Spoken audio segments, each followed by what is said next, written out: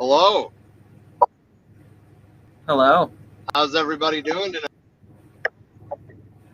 All right. How We're about late, you? but we're here. We are. I'm sorry. It's my fault this time. Did your band practice run late? Yeah, well, I mean, so like filmed like filler footage for a music video, and that's when we lost track of time. Yeah. That'll happen. But Yup. Anyway, well, this is I the mean, we can 45 give this, minute late, a minute for. right? All right. So this is All the right. We 45 can give minute everybody a late moment current to event actually. stream for the 17th of August, 2021. A lot has been going on this week, honestly. So if we miss something, um, you know, don't be offended. We still care about it, but there's been a lot to keep track of this week. Talk a little bit about market reform in Cuba. We're going to talk quite a bit of situation in Afghanistan and how we created it. Then, of course, there's crazy weather all over the globe. Haiti was hit with an earthquake and then a tropical storm all within a couple days. Um, yeah, those are the things that I can think of in my head. How about you, Trish? We already named off a couple of them that I was wanting to discuss. And then, a second, I had actually sent this piece to the group chat earlier. Guessing you didn't get a chance to take a peek at that. There's a hide tanning camp for Two Spirit youth, teaching culture and traditions to, obviously non-binary kids. It's given them a place to, actually bond with like-minded people, have some safe space there, and learn some awesome history and culture. Uh,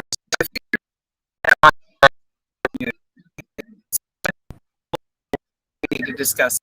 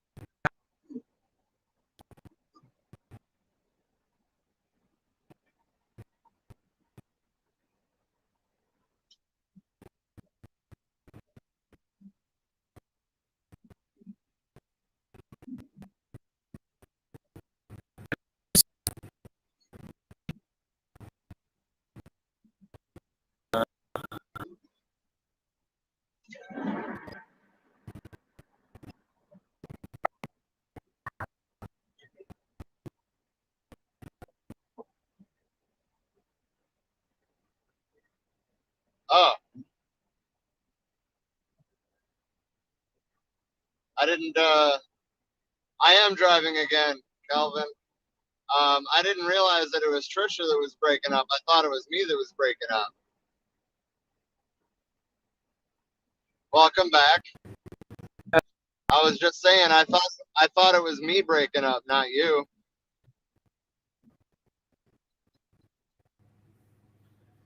Are you there?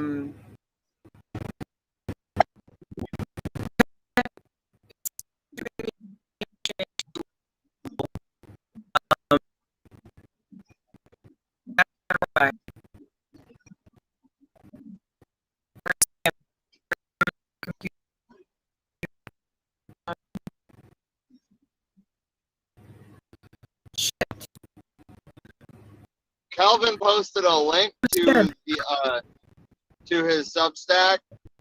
As always, I recommend checking out like-minded content. Yeah. Calvin always puts up some pretty solid content. Go ahead. Absolutely. Did you get that linked to our webpage yet to share his content as well?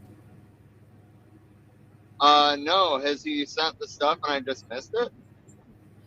I'm gonna check, because when I spoke with him last week, he had asked where to send the links to, and I asked him to send them to our Gmail. So I'll take a look there and see. I usually get notifications when we get emails, though, and I haven't gotten any from him. But that Douglas not fucking up. This is true. He said he sent about 4 links to the Gmail. So, yeah, look for that. That'll probably be later tonight. And, okay. of course, don't miss the grand finale on Thursday of the Black Panther Party series. Well, of the Bobby Seale Seize the Time series, I should say. Right, because we are continuing the discussions on the Black Panther Party and dialectical materialism. We're just going to continue on with some of Eldridge Cleaver's work. Right. No, and then maybe circle back to Huey P. Newton's theory on revolutionary intercommunalism after that. Sounds like a plan. Let's see. I just scrolled through the last couple of weeks worth of our Gmails, and I am not seeing the email from Calvin. And I'm wondering if it might have put it into a social folder or something else. I'm searching there. Calvin, we will find it and get that up there. I don't know. But I guess to kick things off, I should probably talk about Afghanistan first, because that's been front page of the papers. It's been talked about 24/7 on CNN. And as usual, analysis of the situation is very jaded and skewed. Right. CNN has been talking a lot about who to place the blame on Trump. But, Bush took us to Afghanistan. Obama kept us in Afghanistan. Why are we pointing at the 2 guys that worked on getting us out of rather than the people that came before him? Mm-hmm. Hell, like you pointed out earlier when we were on the phone, why aren't people pointing that finger even further back to fucking Reagan, who armed and trained the Taliban, welcomed them to the fucking White House and shit back in the 80s? We created the Taliban. We never should have done any of those things. We had no business fucking going into the Middle East in the first. The reason for that, it's important to know, Russia was building a socialist state there, and we just couldn't have that. All right. Fuck, they're not practicing capitalism. We've got to paint them as terrorists. Right. Red Scare bullshit. And that's the thing, is that we ended up funding the extreme religious radicals, extremely right-wing.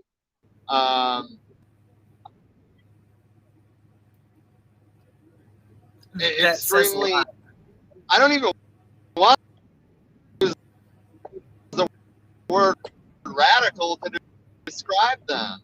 They're just extreme. They're extremists. They're religious extremists. You and I are radicals. They're religious fucking extremists who think that they should have a fucking religious state, that they should have their religion governing their laws, and not even just, the generalities that, most Muslims believe, but the extremist views of them that are comparable to the Westboro Baptist Church here. Okay. Right. We're talking about people who don't have regard for human rights, especially if you're a woman. And You're like treated as property. in terms of the women thing, we talked about this a little bit earlier too, but like I'm willing to bet that a lot of the women in Afghanistan still lean socialist, because under the Right. socialist regime was the only time that women actually had fucking rights in Afghanistan. As much as we try to act like we gave women rights, no, they were still very much restricted in their society under the U.S. backed government. Not to mention, And you I can't mean, give rights. So you can legally acknowledge them, but you can't give them. Rights are inherent to you because you exist. right. It's But just our government is no more and that regarding kind of those things works in me there. into my next point is that, like, obviously, the U.S. backed government, given the circumstances over the last week and a half, it shows that the U.S. backed government there did not have popular support. And I'm not saying that the Taliban really do either. The Taliban are the ones who are fighting the foreign invader. Right. And that's the only reason that they've even been able to pick up steam and actually recruit the way that they have been, is because everybody was like, well, wait a fucking minute. We don't want, an occupation, a military occupation happening here. We, all that did was garner the Taliban more support. We should have never been there in the first fucking place. Right. And another thing that we talked about on the phone earlier is, oh, that's better. Another thing that we talked about about how they were an advanced country until we bombed them into oblivion.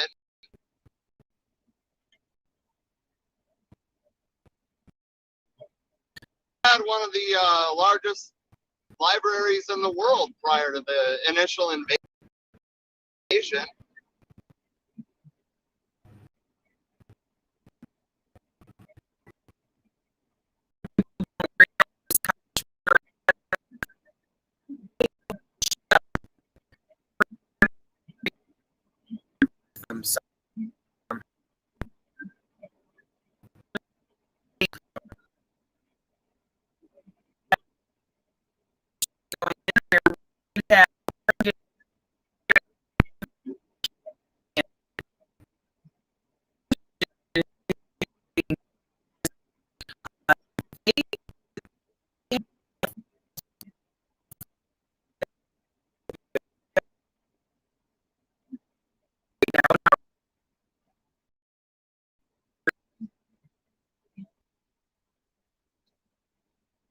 Damn it. We lost Trisha again. But no, okay, you guys, like, seriously, they had an advanced country and we bombed it into oblivion. We cannot hate on the people who ended up joining ranks with the Taliban, get us out of there. That's the whole thing that we need to realize, in my opinion, is that it's our fault that this is the situation in Afghanistan. 100% our fault. We funded the religious extremists in the 80s. We armed them. And then very few of them, if any, had anything to do with 9/11. That was specifically Osama bin Laden and the Saudi Arabians, right, who are an ally, by the way. And we never went after the Saudi Arabian royal family. We knew within a couple of years after the invasion of Afghanistan that Osama bin Laden wasn't even fucking in Afghanistan. Not to mention that we took fucking bin Laden out a decade ago. That's one thing that I will fucking agree with Biden on. We took Osama bin Laden out a decade ago. Our mission was never nation building. We didn't really build anything. We destroyed a bunch of shit, rebuilt a little bit of it, and called it a fucking day. It didn't matter if we were there for another day or another 20 years. The outcome was going to be the same. The longer that we were there, the worse it was going to get.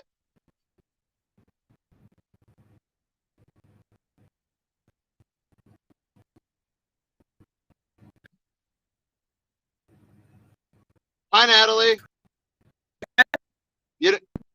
I'm still having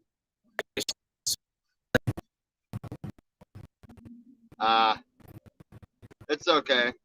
But no, I mean, I think I covered all I really wanted to cover about Afghanistan. The mainstream media slant on it pretty much has been like, oh, see what, as soon as we pulled out, we should have stayed there. No, the fun have. We should have never been there. Even back in the days when it was the CIA passing off guns, the Afghan military that we trained, that we equipped, they fucking dropped their guns and ran. They didn't even try to fight. And Taliban has a bunch of brand new M4s, brand new fucking helicopters, drones. They left everything and ran.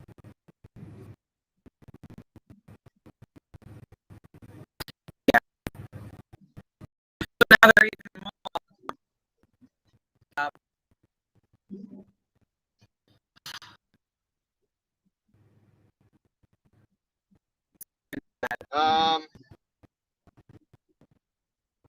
Let's see. Market reforms in Cuba was another thing that I really wanted to kind of dive into today. Trish, if you're able, can you like pull up a story about it while I kind of like, do a basic, because that I can do off the top of it.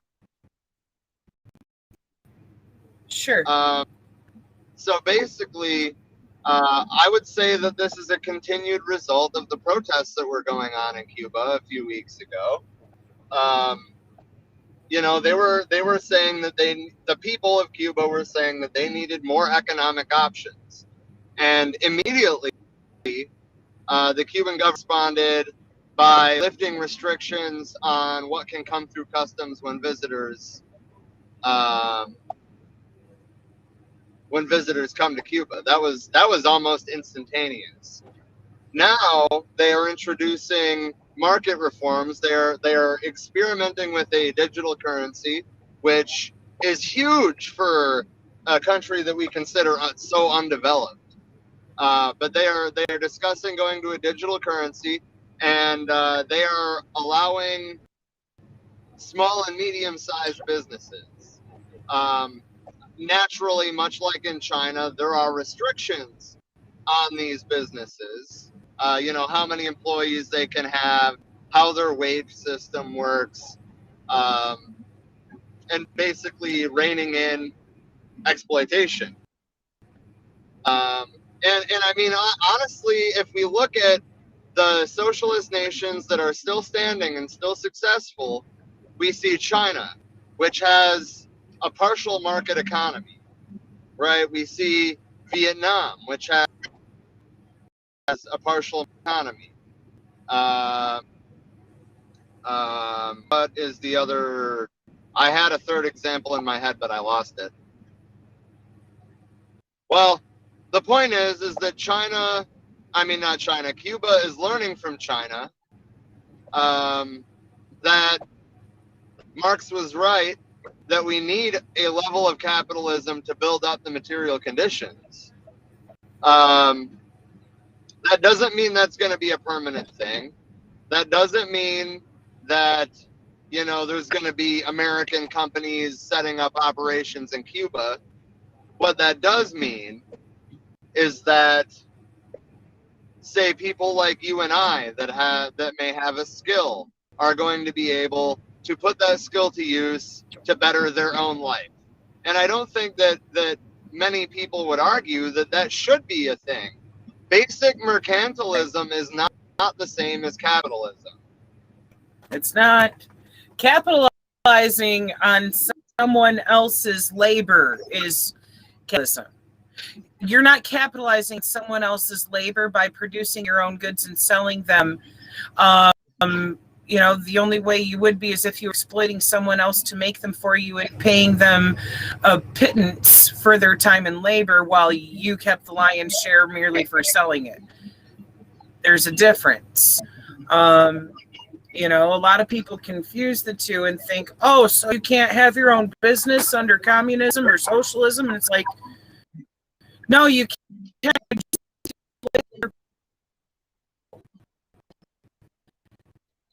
Well, yeah, and I mean, like, while they are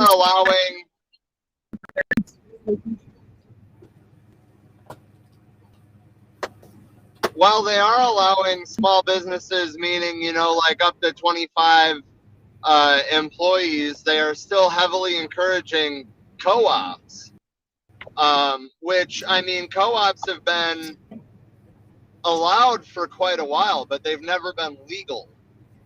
And now that's becoming the encouraged form of businesses to start, is co-ops. So that way everybody's an equal owner, everybody gets their fair share, everybody can fucking live.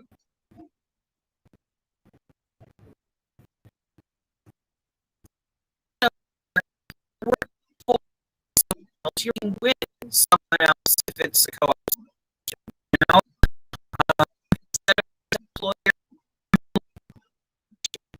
It's horizontal organization instead of vertical.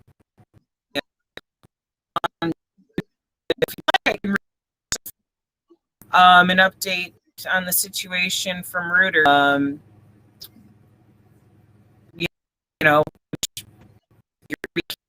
There was, which, I mean, keep in mind that it is Reuters, and they do have typically a right-wing slant. They're probably going to be painting this as a much bigger and much more drastic situation than it actually is. So far, what I've sent through,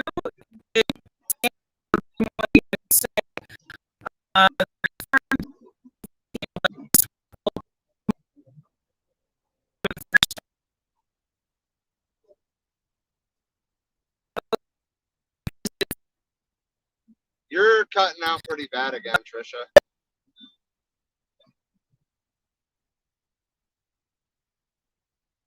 Maybe try to hold my phone up higher to get a better signal on there.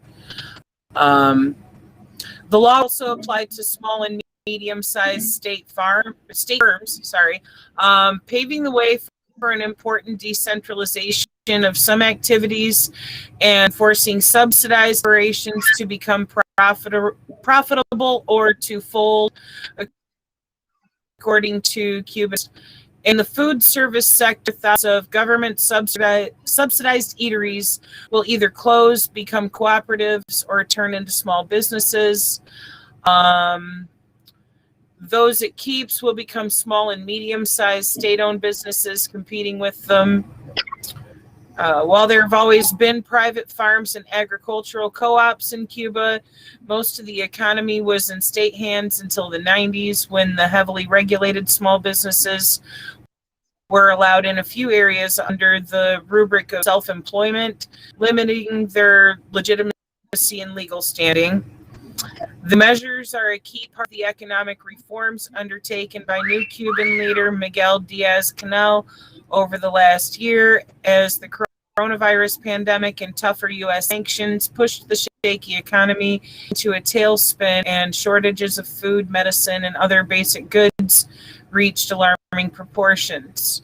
Economy Minister Alejandro Gil said in a televised presentation Wednesday evening that the measures would put state and private business on an equal footing to compete, work together, and create joint companies.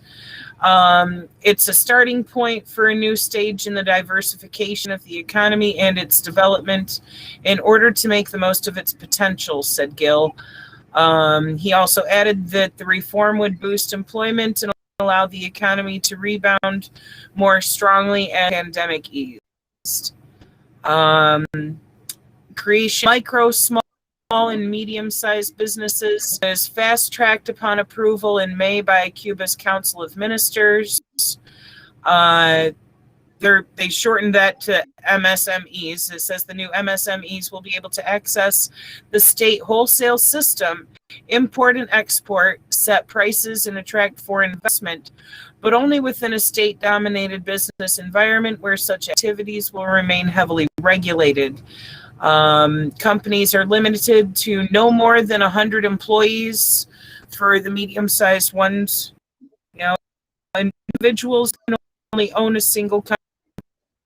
According to a decree published by the Council of State this month. Nevertheless, it's a welcome step for many entrepreneurs and most economists who have long called for the reform.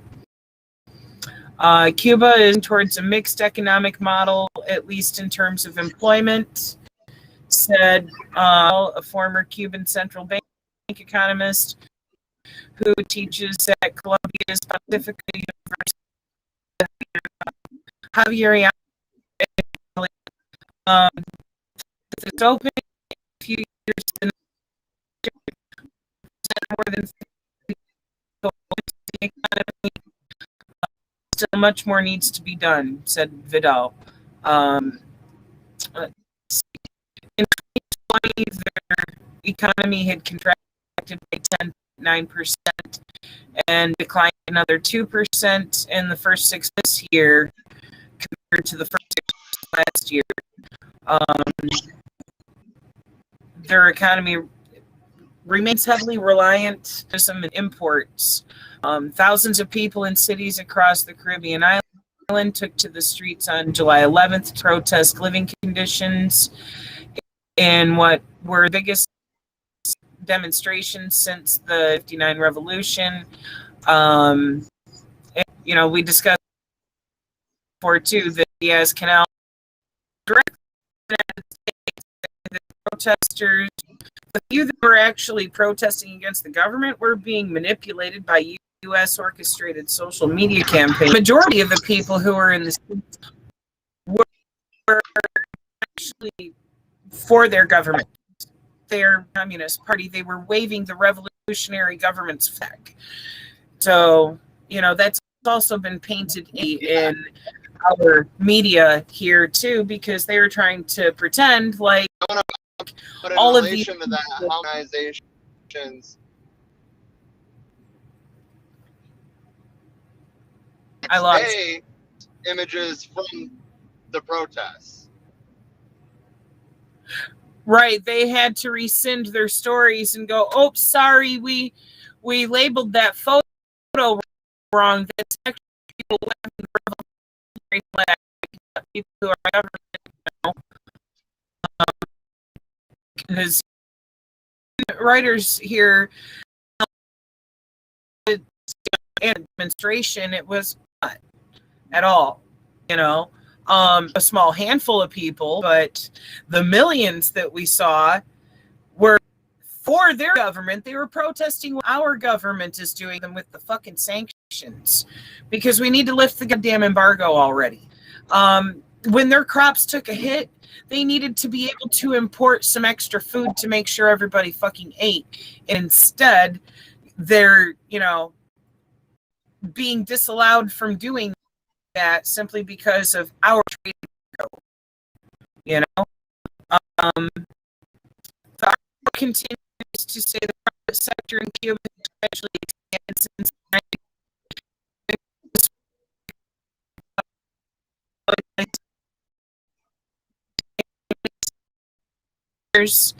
their employees, people, and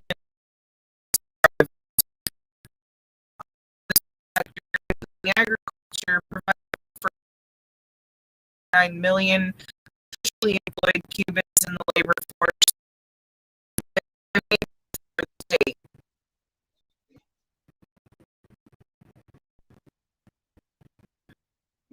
Make of that, I never heard of it until today, but I'm driving. I'm not trying to get that link.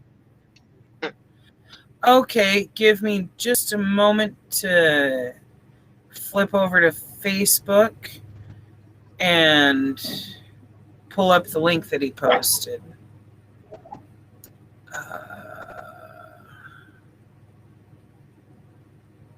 Sorry, my phone's going super But slow.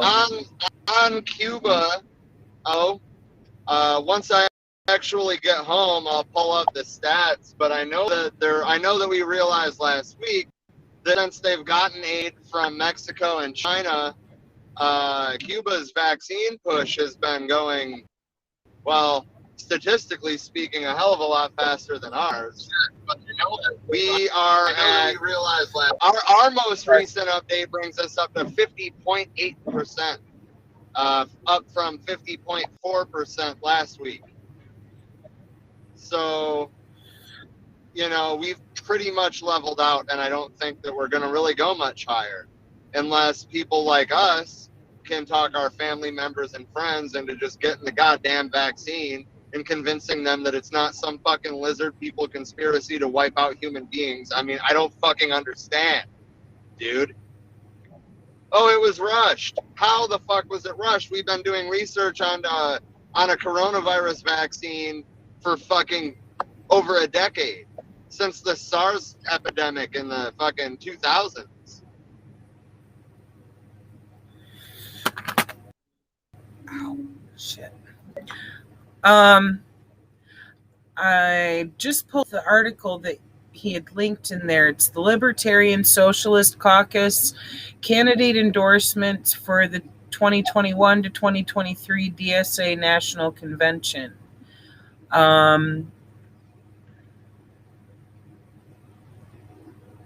Which we can dig into that some more, actually, when you get back to the house. Maybe we'll have a little bit better connects pop up saying that connections error message again a few more times. So I'm sorry if y'all lose me here, but I, on the other hand, shouldn't be cutting out the rest of the way there. I'm back in the valley now. All right. Yeah. Okay.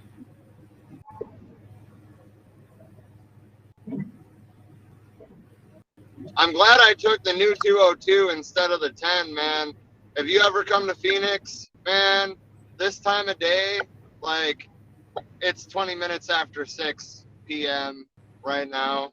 If you're ever in this area this time of day, just avoid the I-10. You'll probably make better time on surface streets, and I'm not even kidding.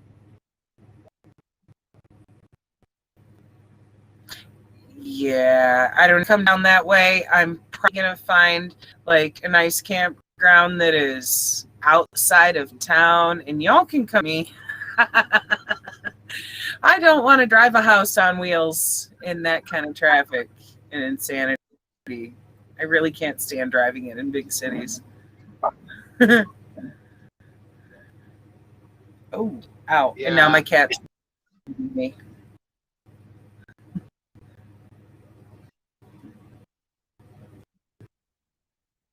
Dude, sorry, my Siamese cat is a little bit of an asshole sometimes. And he's sitting next to me going back and forth from licking my hand to biting the shit out of me. Sorry. That's, Natalie said, is that the stat on 2 doses at 50.4? It is 2 doses at 50.8 this week. It was 50.4 last week.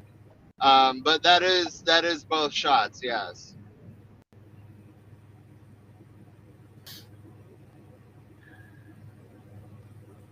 Whereas Cuba, to be fully vaccinated, it's shot 2 weeks, shot 2 weeks, shot 2 weeks, then you're fully vaccinated.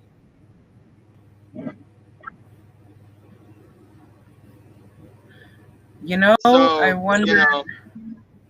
And that being said, in U.S. COVID news, the CDC has recommended that immunocompromised people get a 3rd shot. That's not unexpected. I expect it to be everybody fairly soon, actually.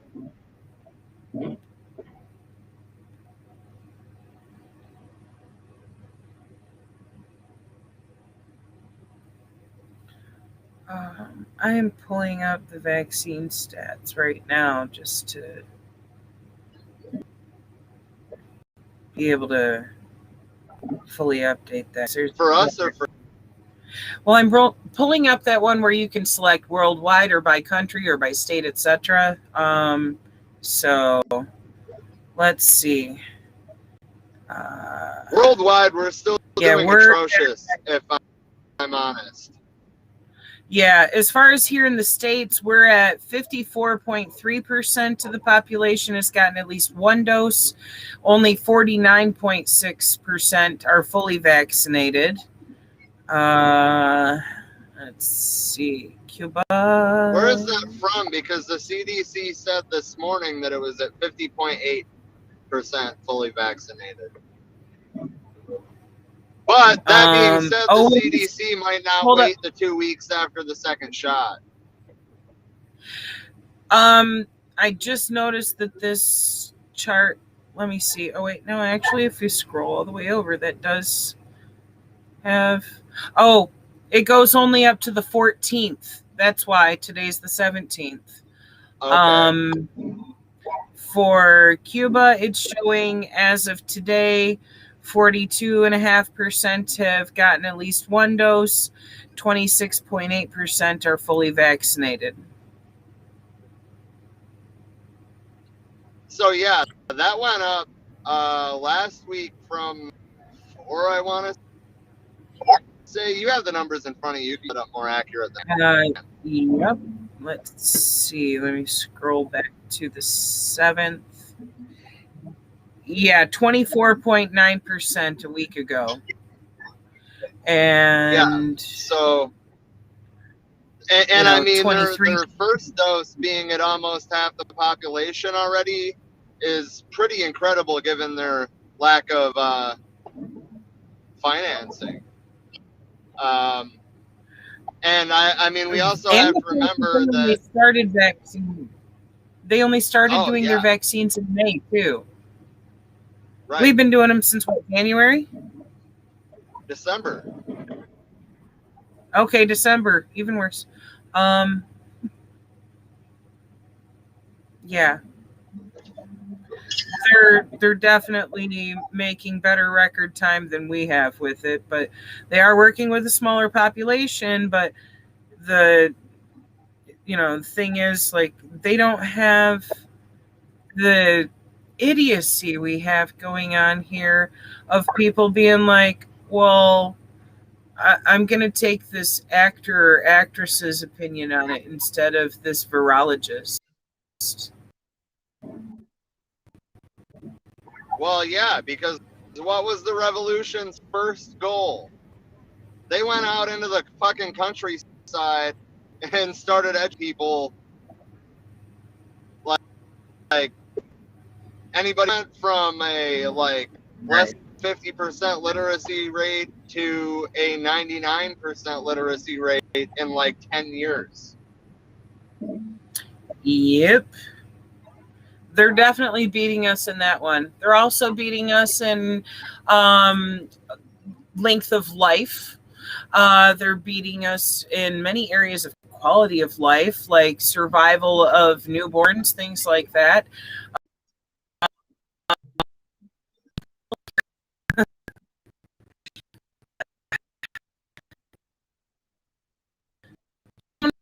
A lot of people actual quality of life being met there because of them operating on a socialist and communist form of making sure that everybody has access to a education, not this education lottery bullshit that you get here of, well, it depends on the property in your neighborhood. What's going to your school is based on that, where if you're in a poor area, your school just doesn't get funded. And if you're getting bad test scores, then, oh, wait, we're going to punish by cutting your funding instead of what we should of increasing funding. Go there to make sure that you have resources. We do the absolute worst possible here. And then go around like, we're number one. Fuck that. You know? We're number one in violent crime. We're number one in rape. We're number one in so many things. But not any of the good ones. Well, no. And I mean, if we're looking at the theory and the struggle of socialist revolutions, then I would say the best marker that we have here in the States is probably the Black Panther Party and their affiliates. Right.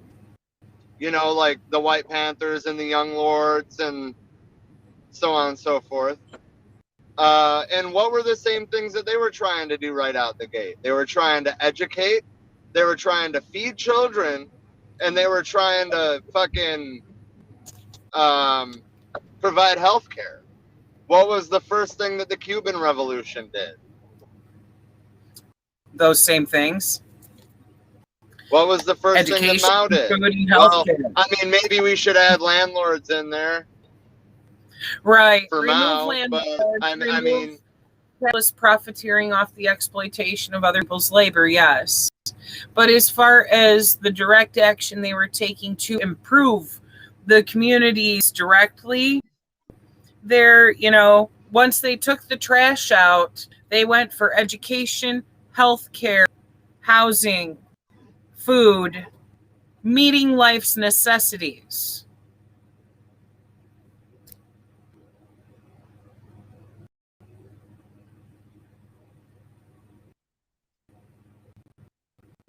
Hello? Did I lose you again? no, I'm just trying Shit. to merge. Okay. Oh. Okay. I don't know. Huh? It's like, I swear to God, these people have never seen a lane ending before.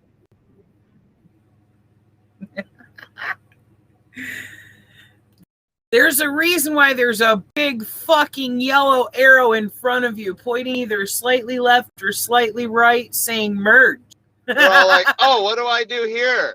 I just keep going? Oh shit, I'm running out of road. I better merge into the guy next to me. Oh my God. They would not survive construction season in Michigan. And by construction season, we mean from the time the snow melts till the snow freezes the fucking roads up completely again. So the majority of the year.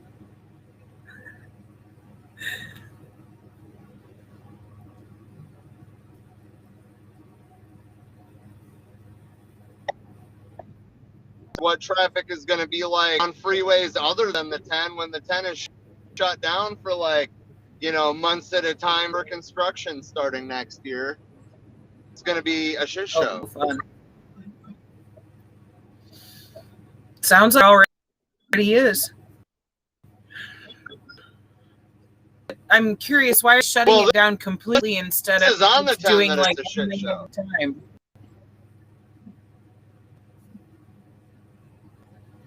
Is taking 6 lanes down to 2 really feasible, especially when so like there are parts where it's like 6 lanes wide and it's not wide enough. They're widening it more.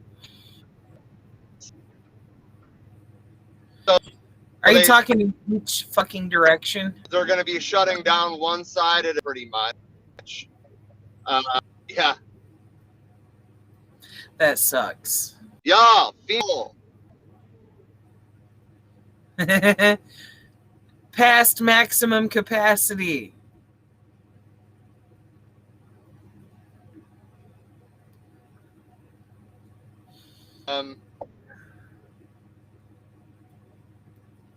Calvin said, I wonder if that driver is lost. No, not lost, just stupid. Not paying attention to the shit going on around them. At all. It wasn't just one driver either. I mean, like, it's bad. People really don't understand how to fucking merge. So, anyway, COVID. I'm not going to dive into, like, the specific numbers. I don't know what the 7-day average is at this point. I can't keep up with it anymore. We are breaking the records that we set in fucking January, you guys. Yeah. The third one is effective, especially death. But when half of the population is not willing to get said vaccine,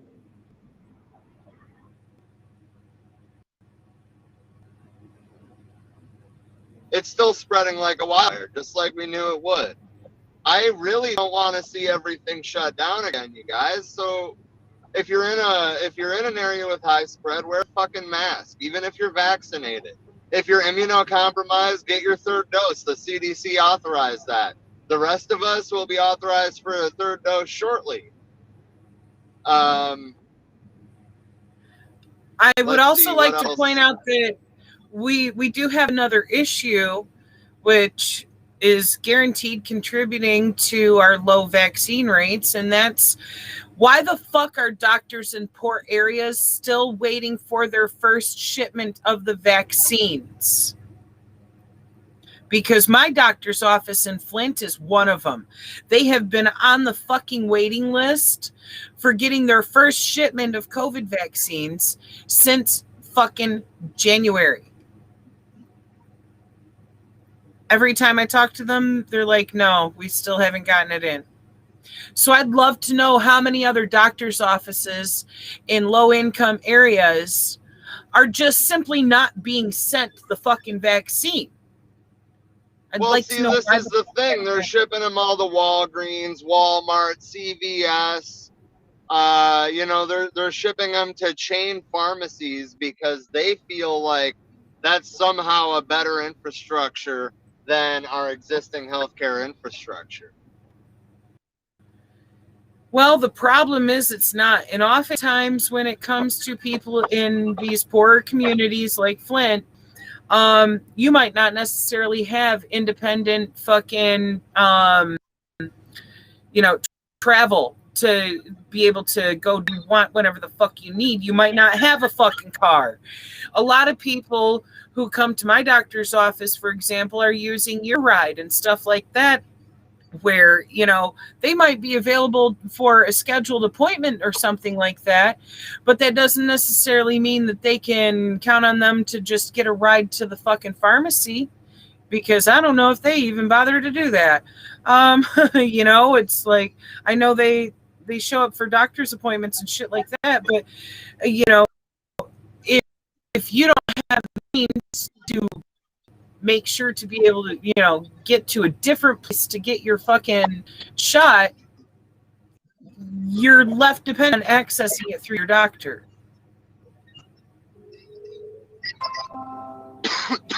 Yeah. Yep. And I mean, that's another thing that I want to point out about Cuba. They have healthcare infrastructure in every neighborhood. They have their healthcare workers going house to house in those neighborhoods to distribute the vaccine. Yep. Where you don't have to worry about having, transportation. They're coming to you. Like, right. And even if they somehow miss you, going around house to house, which I don't think is likely, but even if they somehow miss you, you're within walking distance of your fucking doctor. Right. Not 15 miles across fucking town where you'd be walking all fucking day to get there.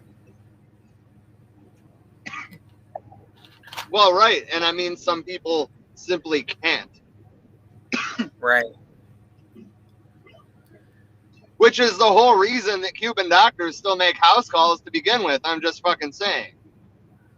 It's inhumane to expect people that can't walk to get anywhere. Right. And I mean, even if you're not wheelchair bound, if you have chronic pain, you can't be walking to the fucking doctor. It's just ridiculous how everything here comes down to, well, I guess you should have had the money for that. Like, you fucking kidding me? Healthcare is a human right. There is no excuse for not having access. And that's part of why I point this out, of the discrepancy between, say, my parents' doctor in Grand Blanc having their vaccines immediately fucking available, but my doctor about 12 miles away from there still hasn't gotten his after months because it's in Flint. This is one of those situations where it's like, okay, are they doing this intentionally? I have to question that. Are you doing this intentionally to, limit accessibility for poor people? I mean, they probably are. And this also, that's the whole thing. I mean, this pandemic just continues and continues and continues to show us why healthcare for profit can never work. It's inhumane. Right. So, I mean, we have to also acknowledge this point of intersectionality, too, that many places that are major cities like this, just like how Flint is, are where the largest populations of people of color are at, and systemic racism is still a fucking factor. And you're literally limiting access in areas with the most people of color. So, fuck you, government. Really hard. I guess while we're still talking about COVID, I want to talk about fucking Doug Ducey. Man. Fuck that motherfucker. Well, okay, so like we already talked about how the legislature passed a bill banning mask mandates, right? Schools cannot pass or cannot enforce mask mandates. Well, even though it was written into the law to go into effect on June 30th, one of the state's judges, doing all he could to postpone this thing fucking going into effect, said that it was not enforceable until September 29th via the state's constitution. So that does buy us a little bit of time. But that being said, I mean, that ruling came after ASU was like, fuck this law. You need to wear a mask if you're in a classroom or in a lab. And then that became the whole campus.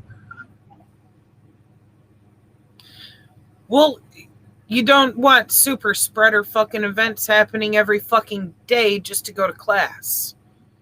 Right.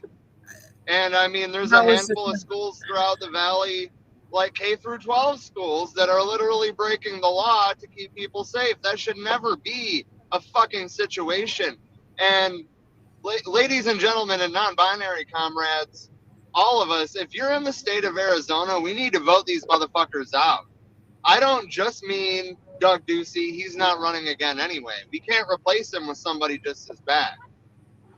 And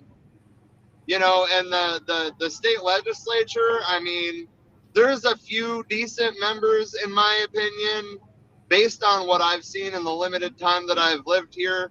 But for the most part, we just need to clean house. We need to get working class people in office.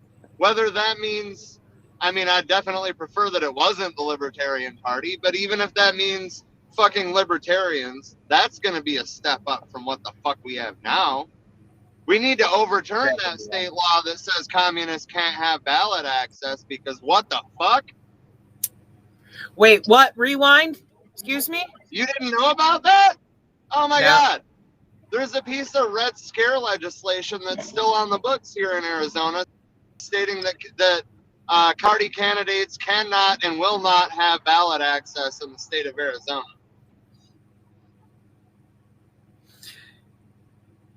Wow. Yeah. What the fuck? I didn't realize that shit was actually still enacted. Like I remember touching on that briefly as far as like when it was passed, but I didn't realize that was still in force. That's really fucked. So it's like, what are your options then? To start a different communist party, since the Communist Party is fucking banned from being on the ballot, you know? Well, I mean, I don't think it can be a communist. I think that they're going to see the word communist, and they'll be like, oh, see, we have this law on the books, and I think the courts would side with that. That shit That's why I'm needs saying overturned. here in Arizona, we have the privilege of calling our judges from the district level all the way up to the state Supreme Court. Recall our judges, and we need to use that. Good. For fucking real. Get some people who are actually on the left in those seats, because holy fuck. That shit right there needs fucking overturned. There's no excuse for, that level of ignorance to just be like, well, I mean, if you're left of hunting the homeless for sport, we're just not going to allow you. We're going to legally ban you from being on the ballot. Excuse me? Fuck you. Right. Oy vey. Yeah, no, it's absolutely ridiculous. I can't believe that in a state that's so focused on freedom, that something like that was actually passed. It's beyond fucking ridiculous. I mean, it was a scare tactic back in the day when they passed the shit. It's just sad and pathetic that it's actually still on the books. This is 2021, people. Can we get past the Red Scare bullshit from our grandparents and great-grandparents' fucking generations already? Please? Hell, even some of our cases, our parents' generation, although they were being force-fed the shit, it, came from those prior to them, but still,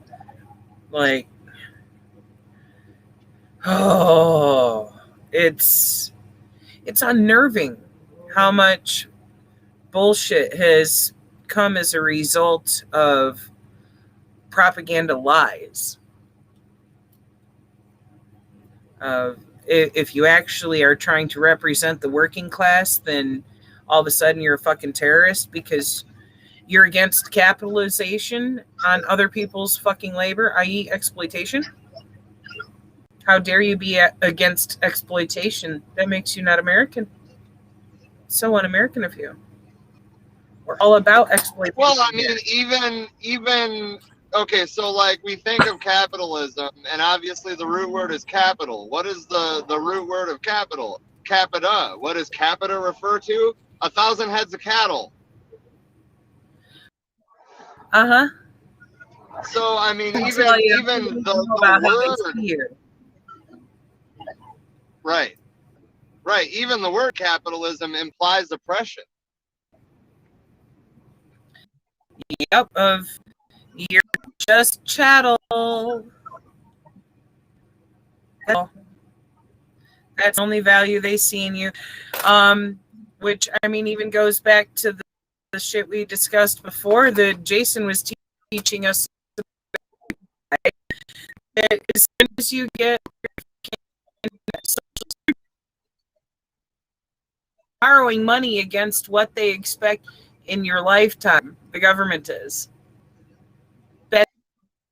That's what your number basically is tracking number for chattel number, whatever.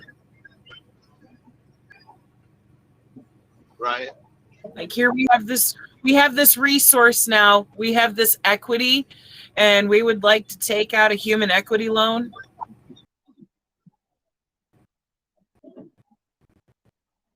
Pretty much. And then, like every dollar printed has interest to be repaid in addition to every dollar that's loaned. So, like, no wonder our national deficit is always going to be growing.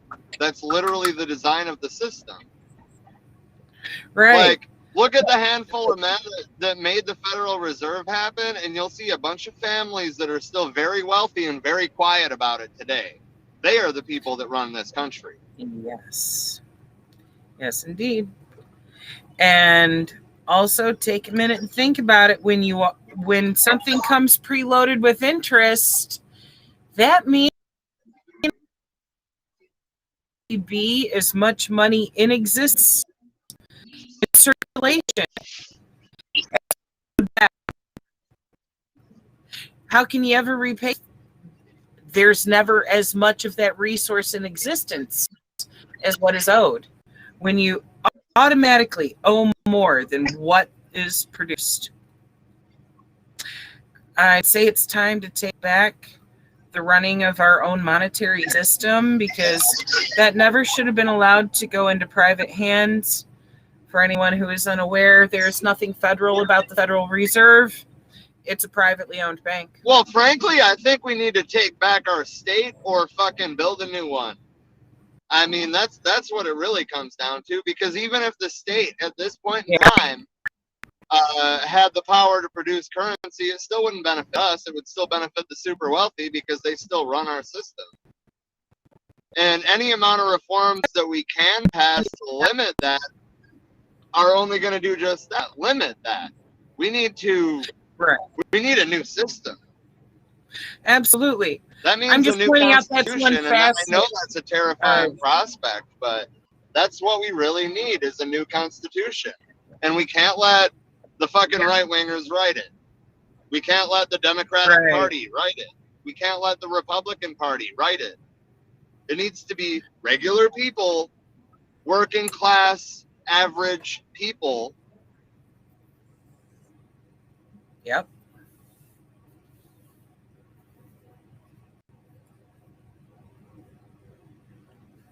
I guess what I'm trying to say is that we need a workers' state. Yes, agreed.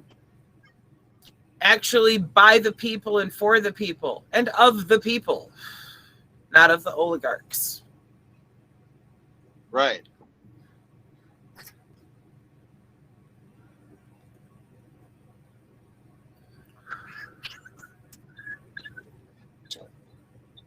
What else did I say I wanted to talk about? Fuck.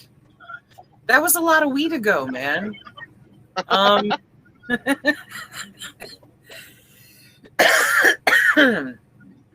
Shit, it'll come to mind. Give it a moment.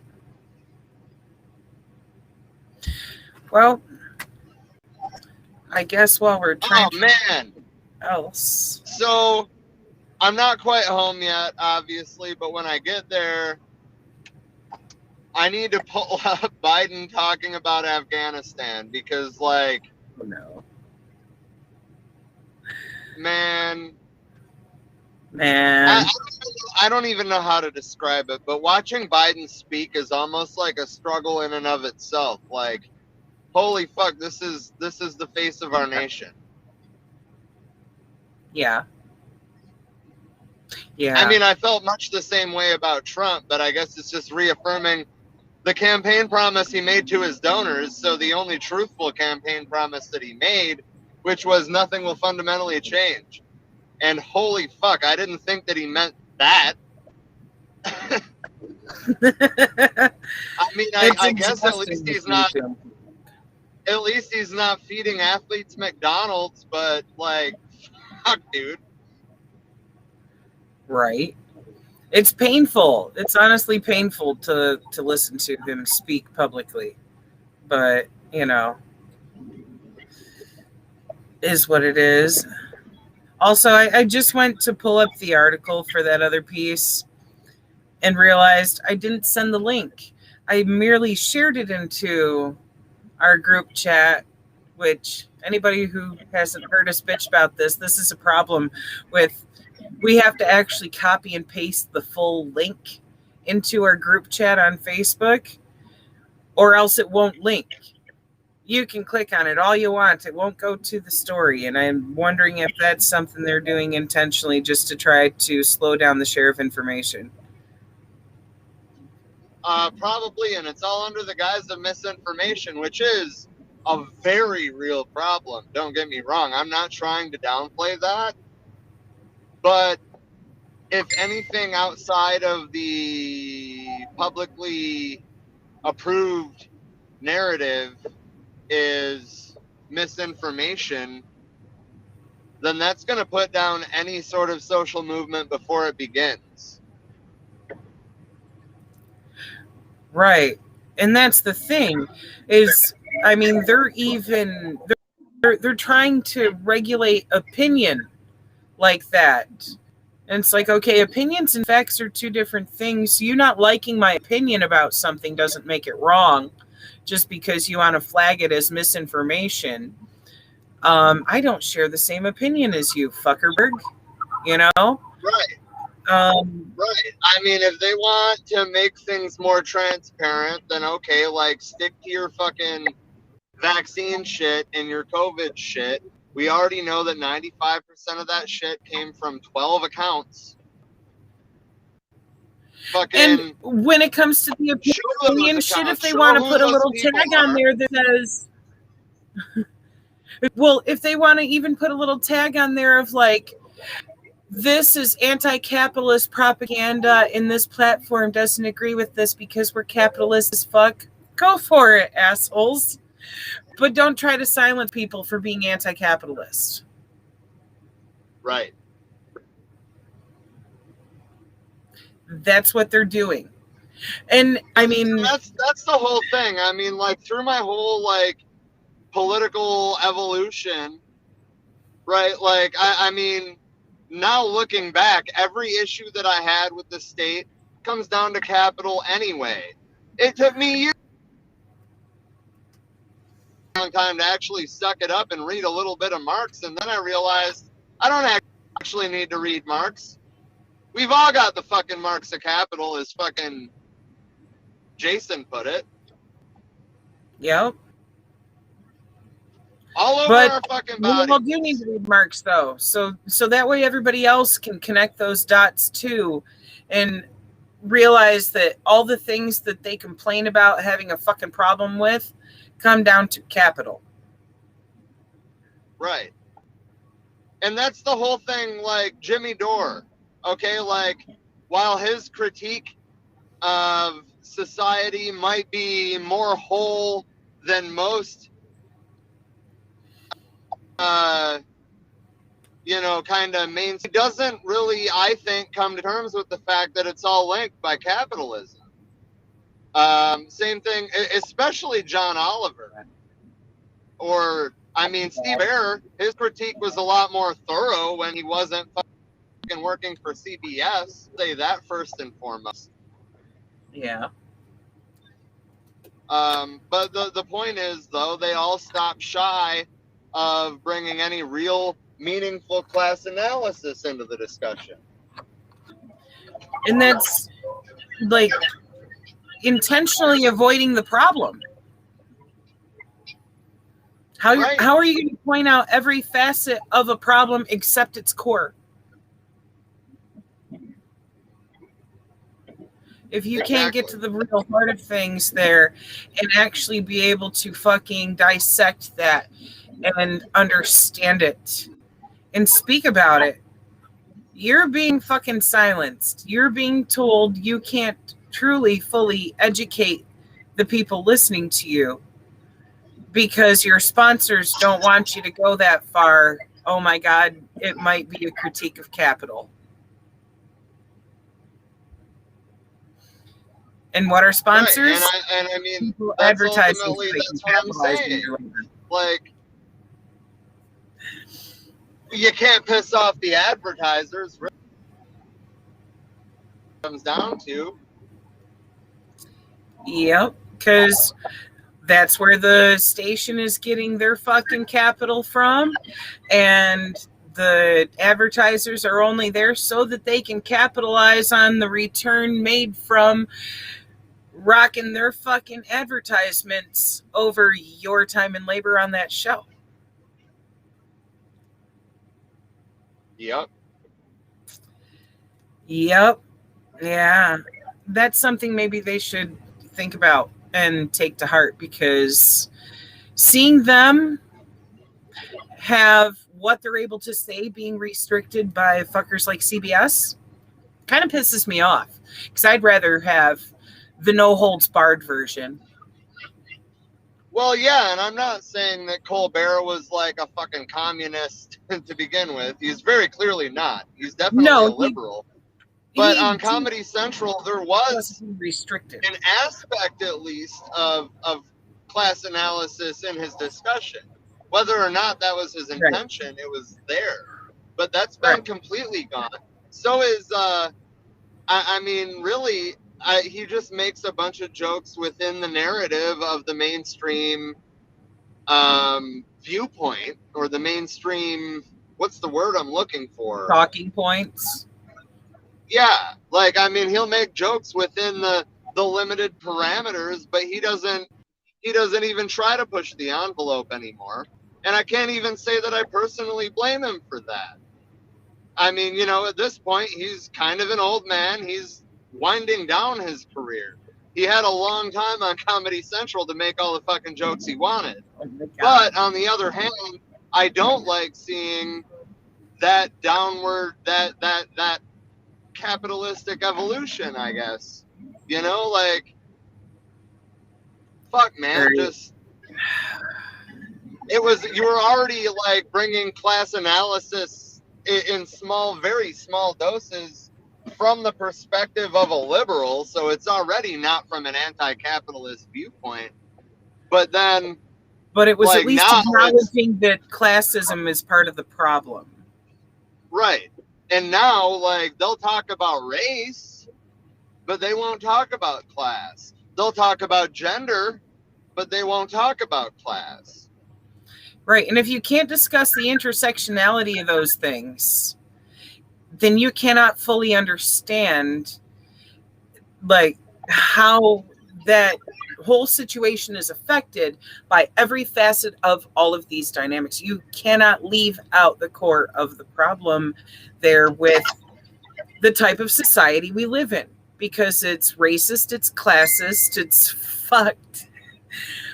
We have a problem here, a very fucking core problem. We are having ethical difficulties, and the rest of the world has been standing by for far too long, waiting for us to find our ethics.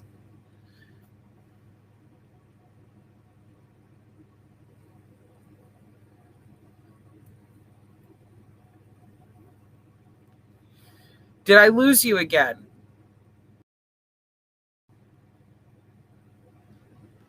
Fuck.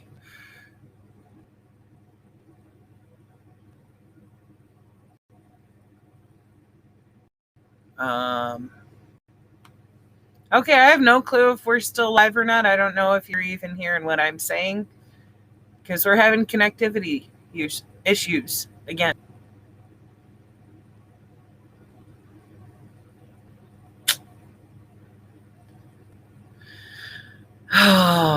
Go figure. I point out the ethical difficulties this country is having and instantly have technical difficulties.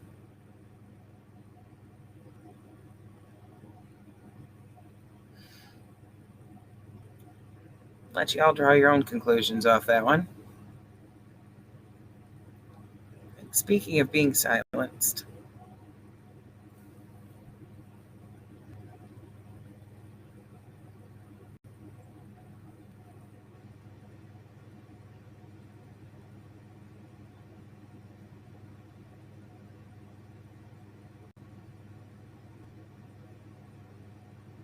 Rob, are you there?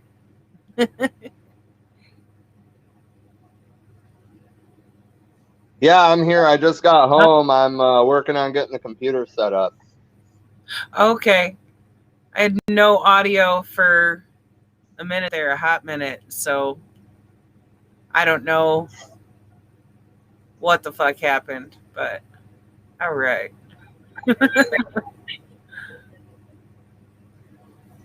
All right, well, I'll be on the computer in a second. Okay. While you get that set up, I'm going to dive into this other article. I was able to find the piece I was looking for. This is on High Tanning Camp for Two-Spirited Youth, teaches culture and creates new traditions. Important for Two-Spirit youth to have welcoming spaces to explore traditional culture, says co-coordinator. And then the page jumps there. So name who said that. Two-Spirit Indigenous youth gathered at a park near Barrie, Ontario last week to learn traditional hide tanning techniques. The knees Manaduk Hide Camp ran August 7th to 15th and was hosted by Springwater Provincial Park, which the First Nation operates.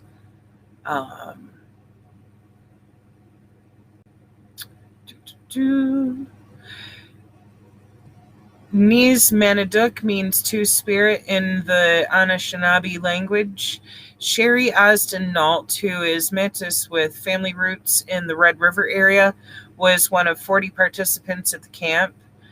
Last spring, Nault was contacted by a friend who offered them a deer hide. They thought about trying to learn how to tan hide on their own, but then came across a post about the camp. Working with my hands is really intuitive for me, Nault said. I've been finding the processes are the way I'm good at learning because it's very hands-on. The hide still had some flesh and fat on it that needed to be scraped off, a process called fleshing. Then the hide is soaked in a lye solution, which is a mixture of wood ash and water. This helps the hair to come out easily.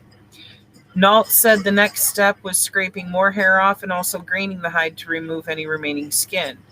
The hide then goes through a softening and smoking stage, which involves rubbing it with deer brain mixed with water to break down the membranes and oils. This is repeated a few times before the hide is complete. It's just super nice to have a whole bunch of other queer Indigenous folks around me, they said. At no point in my life, unless someone knows me well, does anyone get my pronouns right. And here most people use they, them pronouns. It's just really nice to feel seen immediately. The camp was funded through the Ontario Trillium Foundation Youth Opportunity Fund. There were 5 instructors from different nations, an on-site community care worker, and an elder. Hunter Kassig, who is Georgian Bay Métis, and Beze Gray from Amjawanaing First Nation near Sarnia, Ontario, were the coordinators of the camp. Kassig attended a hide tanning camp with the NWT and wanted to host a hide camp for the two-spirited community in southern Ontario. Kassig said, it's really important for our youth to have welcoming spaces to find themselves and explore Indigenous roots and traditional arts. It's life-affirming. Kassig hopes the people that they teach keep practicing and bring the tradition back into their communities. Mary Ann Mayangawi Manach, who is from the Rapid Lake First Nation, said she has worked with moose and deer hide in her art and wanted to know how it was prepared. I felt as if it was wrong for me to be spending so much time working on it and spending so much time selling it when I didn't have the full knowledge going into it of how this leather was prepared and all the teachings that are so special to it, she said.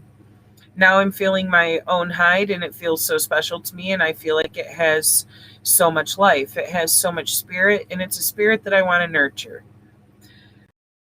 Tara Roy, who is Anishinaabe from the Beausoleil First Nation and Nipissing First Nation, is in her 3rd season of hide tanning and met Kassig through a two-spirit powwow at Springwater in 2018. She said the experience has been magical.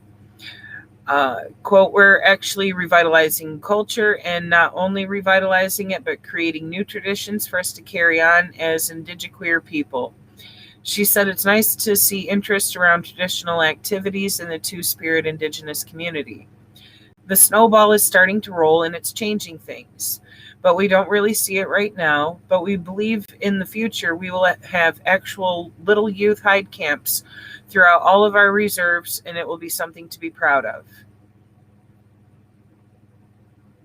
I think that's a beautiful quote. That's awesome that they're doing that.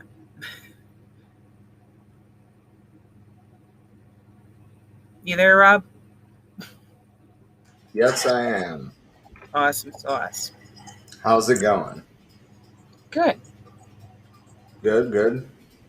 Yeah. Just finished I'm reading just some throwing some captions up there, like. I see. Yeah, Restream is growing on me more now that I'm a little more used to it. I don't like that I have to manually select who is speaking, so it's a little more work in that way. But if the comments, the chat, if the if the chat is working properly, then I can do this. Oh, and it's synced up to Facebook. Yeah, so like I can do shout outs in that way instead of just reading them like I have been. Gotcha. So I think that we might actually just use this for the current event stream. It's not a bad setup. Right on.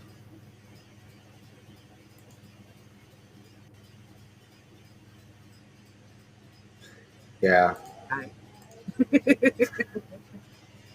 And I can, throw our logo up there. Nice.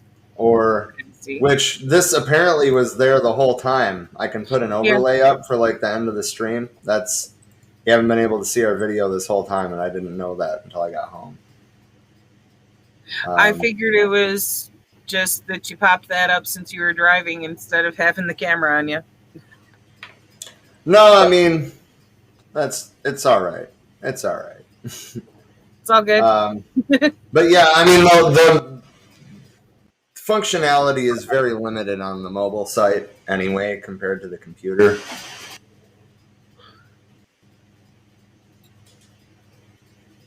But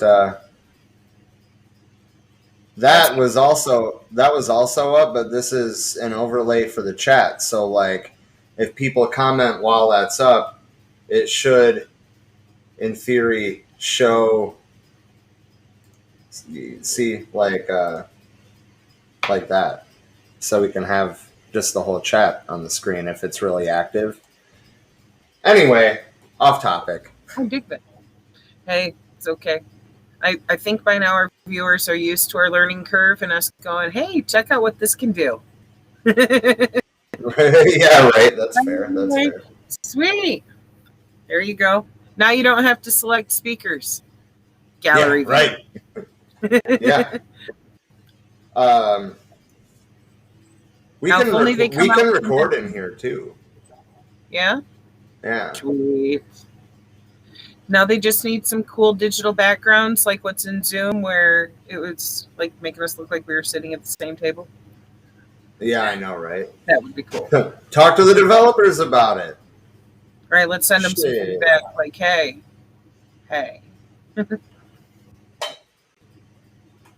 Can we both be displayed with the chat overlay? Yeah, that's pretty dope. Yeah. Sweet. Okay, I vote for this. To use that throughout the show. That makes it easier. Then we see in real time. Hell yeah. So yeah, what haven't we talked about yet? I don't know. Did you remember what your other idea was? Me neither.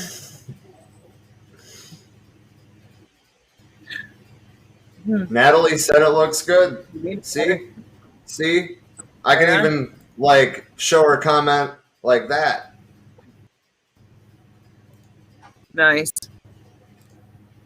Or like I dig it. Boom shakalaka. Yeah, I like this. I'm getting used to it now. Too bad we can't have somebody that's like not talking, like sit here and do all those things. Take it back and forth and fucking do all those things. Yes. That's too much. I like this view because then I can actually look at you while I'm talking to you, Well, you can anyway because the videos are on the side right there. It's only showing me my own. Oh, really? Yeah. That's weird. Maybe it's because you're a guest and not logged into the... Right, I didn't log in through our account on there. But... next time. So... Yeah, I feel like... I wanted to talk a little bit about the flooding and that was the one. Here in Arizona. Yeah. So some places in the valley flood with like a quarter of an inch of rain, right? Because the drainage is, well, I mean, everything just goes to the low-lying areas, pretty much. So, like, that being said, we're still under a flash flood watch for another 4 hours. But there was a flash flood in Gila Bend, and there's a video blog that was posted on a local media thing. I have to remember how to do screen sharing in this bastard. Can I do it as a Chrome tab? There we go. And of course, share audio. So they are under a state of emergency. You'll see why in a minute. We didn't expect this at all, you know? Oh, Ty Turner, his girlfriend Star, and their daughter Michaela were sleeping last night when water levels started to rise. Luckily, our little brothers came in and woke us up because we would have, either drowned or we would have woke up a little bit worse and not save anything. With some help from local firefighters, Ty and his family were able to get to their roof where a helicopter took them to safety. And they weren't the only ones. Crews from the Maricopa County Sheriff's Office, Gila Bend Fire Department, and several other first responders were out all day looking for people impacted by the flooding. Yeah, it came in quick and unexpected, and that's why we tried to do the best we can with all the warnings, staying out of flooded roadways, staying out of washes. But for some residents in the area, it was hard to fully prepare for something like this, because there was nothing to compare it to. This is like the first time I ever seen it like this, get this bad. We never get any rain since this was the first time. It was shocking for me. As for Ty and his family, they're coming to terms with the fact that most of their belongings are gone. Like all our clothes, diapers that were already open, gone, Save anything important like our documents that we really didn't get to, We have nothing really. Except, of course, what matters most, the health and safety of family. My primary concern. I wanted to save some of our stuff, but things happen, so it's all good. Things are replaceable.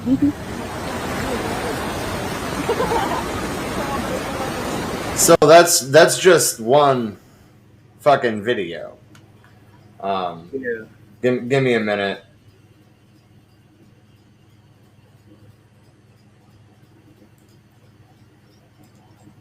Oh, right. I shouldn't have stopped screen sharing. That was stupid. No, learning curve. It's easy to do on Zoom where you can just pause it. Right?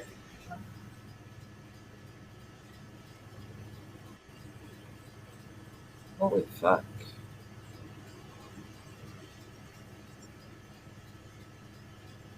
Yeah, so naturally the infrastructure here isn't designed to withstand that much water because there's never that much water. I know there were portions of the Salt and Gila rivers that were, flooding their banks in low-lying areas and stuff like that, but I mean, and it just came out of nowhere. Literally, the storms that caused this, the warnings went out like as the storm blew in, pretty much.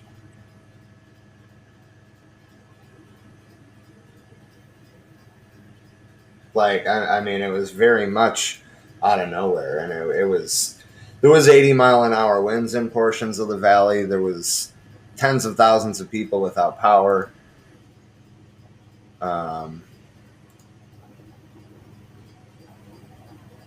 Hold on. I'm just going to go to YouTube. This is going to be easier than clicking between a bunch of videos, or like in a blog like that.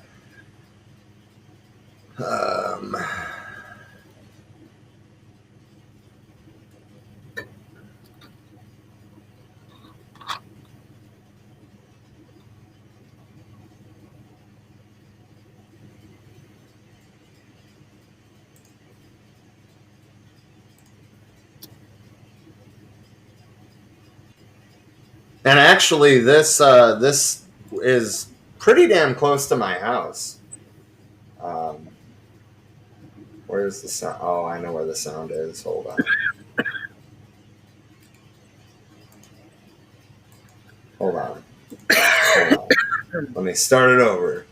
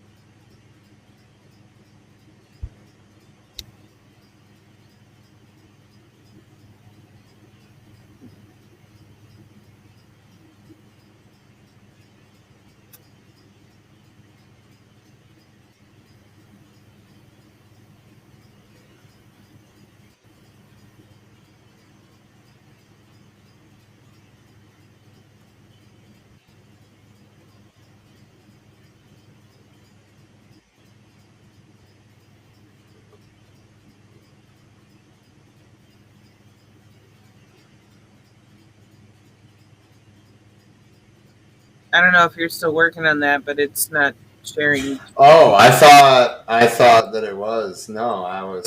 I've been playing the video for over a minute. What did I do? Oh, wow. Oh, I know what I did. I closed the tab that I was originally sharing the video from, so I had to restart the share even though I didn't. Okay. And the storm not just focusing on one part of the valley, several areas getting hit. Yeah, that's right. Ty Brennan, he's live for us right now near the I-17 in Greenway, where it's closed because we're seeing flooding there. Hi, Ty. Good morning, you guys. Yeah, this unfortunately is an area that gets plagued all too often whenever we have a storm. We saw the same thing play out just Friday night when we had those storms move through, and again here this morning. So take a look behind me. You can see exactly what we're talking about. The entire underpass here of the I-17 right at Greenway completely flooded out. We are really starting to see these waters recede pretty quickly, actually, since the time that we have been here. But you can see at least 4 cars were trapped at one time underneath this underpass. ADOT just a few minutes ago was driving through the waters, pushing those cars to the other side there. So you see that van and then that sedan. And then there's one sedan that's still submerged in there. And just a few minutes ago, its windshield wipers were still going, but it looks like that car is now completely submerged and dead there underneath the underpass. But as you mentioned, this just gives you an indication of how much rain fell within just a few minutes here in this particular area, right here at the I-17 and Greenway. Now, when we were driving here, we noticed some localized flooding on some of the side streets as well. Again, we are starting to see some clearing, which is the good news, and these waters are starting to recede. But if you do have to go out and about here this morning on your way to work or taking the kids to school, you might want to give yourself just a little extra time because we are still seeing some of these roads in and around this area flooded, also closed down because of the localized flooding. So just give yourself that extra time out here this morning. Back to you guys. So there were parts of yesterday where parts of the valley yesterday that received almost 4 inches of rain. And we're talking over the course of like an hour.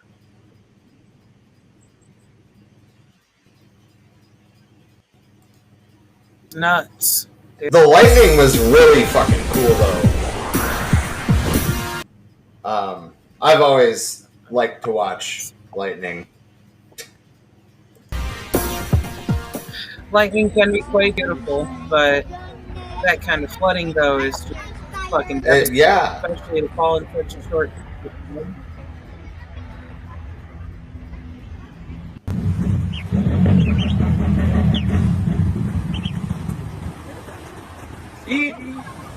I'm not sure what it's bad in the fuck. It what? Way across the road. There we go. Now it finally started playing smoothly. It was freezing and coming through like broken sound, going like, yeah, couldn't make out anything. It was.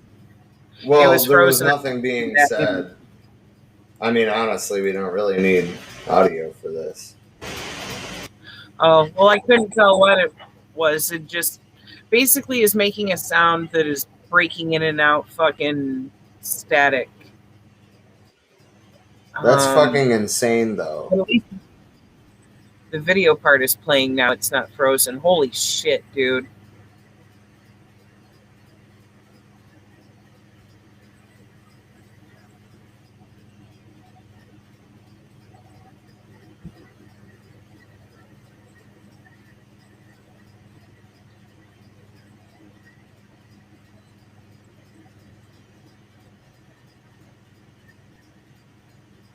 Yeah, but I mean, like, that's the freeway, which is generally elevated, but, like, I mean, you know, in areas it floods along the side. Right. It's going to overflow. Holy shit. That lightning, though, isn't that fucking crazy? Mm-hmm.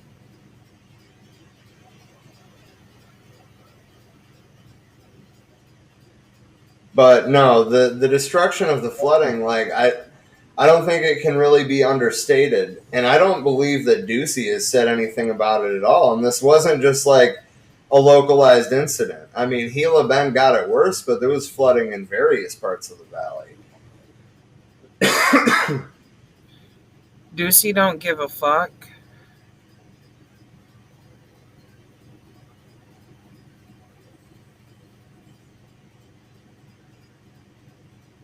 Dude.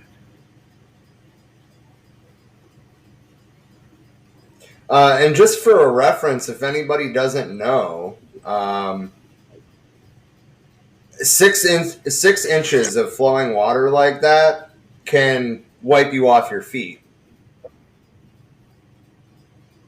And this dude's just like, fuck no, fuck no, fuck no, fuck no.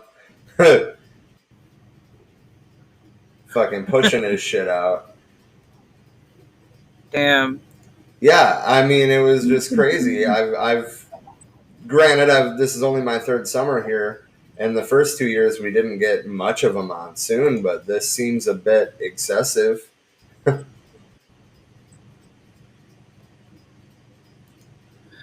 would have thought that you would need one of those snorkels on your Jeep in the desert?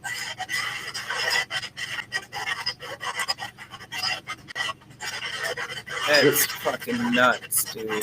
Yeah. So, I mean, this is just the latest in extreme flooding events that we've been talking about for weeks. It's happened in Germany. It's happened in China. It's happened in fucking all over the U.S. at this point. Now it is flooding in the desert. And not just like, there's usually like localized small scale flooding. That's not what I'm talking about. We've seen footage already from all over the Phoenix Valley. Hell, a few weeks ago, there was that massive flooding in Flagstaff, too. Yup. Fucking signs of climate change right before your eyes. This is not normal. Not even for monsoons. But I mean, that being said, it was kind of predicted that there was going to be a very active monsoon season this year because of, atmospheric conditions and whatnot. And this last wave of storms, as I understand it, was caused because of, it wasn't like the remnants of the storm or anything, but it was caused by, Tropical Storm Fred. The convection from that storm changed the atmospheric conditions, which caused lower pressure over Arizona. And that's what led these storms into being. The moisture mostly came from the Gulf of California, as is typical for the monsoons. But if this was partially sparked by convection from a hurricane in the Gulf, why doesn't this happen more often?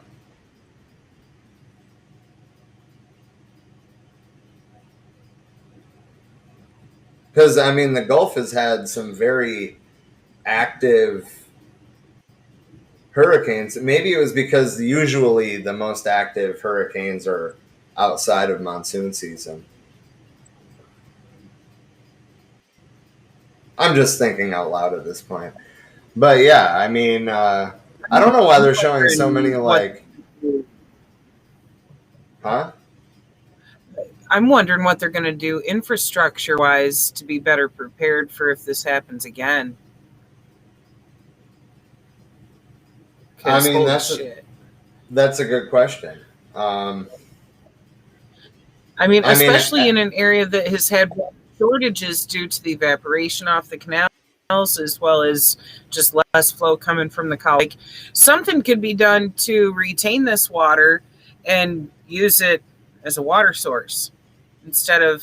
Well, actually, the reservoirs have not been in great shape lately, so I mean, now they're doing all right. I mean, by comparison, anyway. Right, but part of it is how the water to the reservoir, something that would directly drain this water from the roadways to the reservoir. I mean, can we do that with all the petroleum products we build our roads out of, though? True. There would have to be some serious cleaning happening of that water. Yeah. I mean, that's my only concern there. But a lot of the rainwater is going into reservoirs that have been, pretty parched.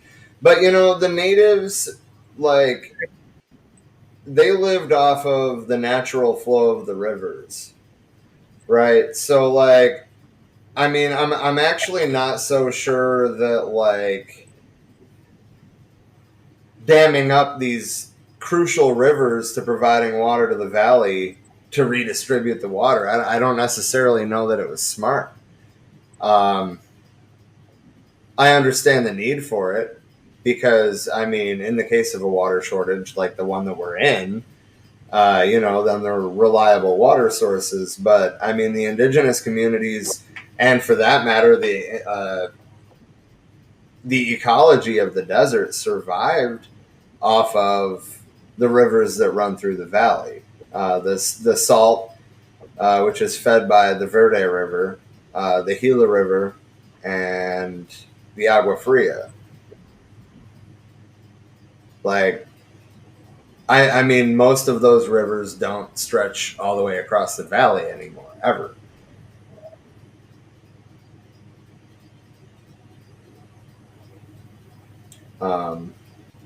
But yeah, I mean, my brain's I think still processing the rain catchment system that would avoid the road contamination. Sorry.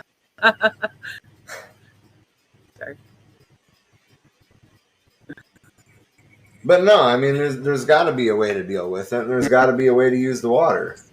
That being said, I mean, like, everywhere is so green right now because we've had such an active monsoon.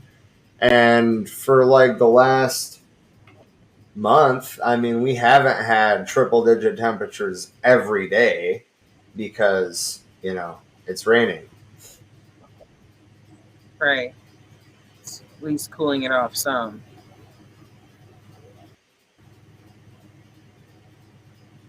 Oh wow, they're raking the drain because there's so much shit on it that the water can't go down. That's crazy. Wondering what they're doing there. Yeah, it took me a minute to figure it out too. And then I saw the water flowing into it and I was like, oh. Look at those union workers right there.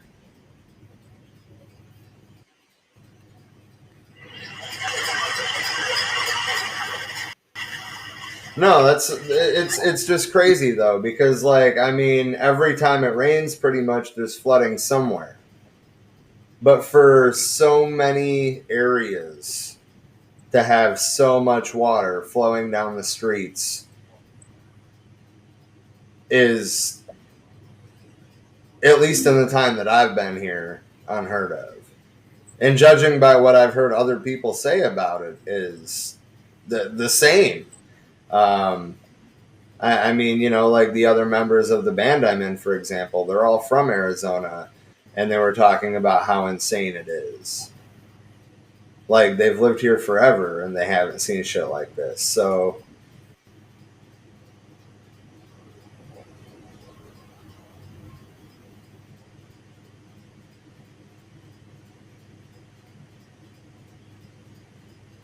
That's, I mean, obviously it's draining, but that's so much water. Right. And that's just in that one neighborhood on that one road.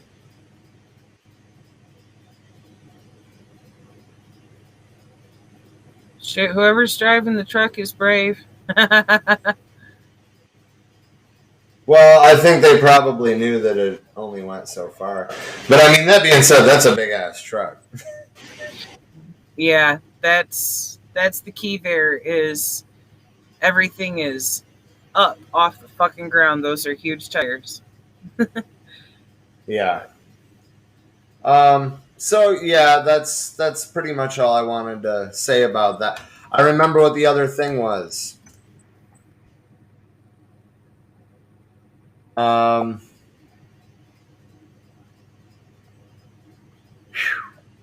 CBS News reported an hour ago that the death toll from the Haiti earthquake has climbed to 1,941 with over 9,900 injuries. Jeez, dude. What? And remember, in terms of infrastructure, they haven't fully recovered from their 2010 earthquake.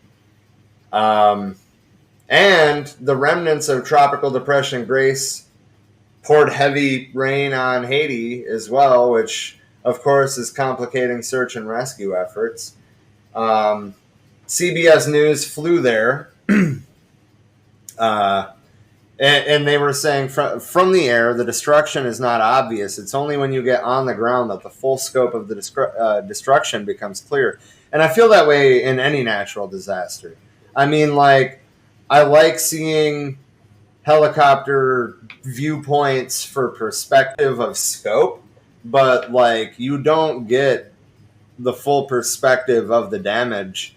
Both of us can speak on that because when the dams broke in Sanford and in Michigan last year,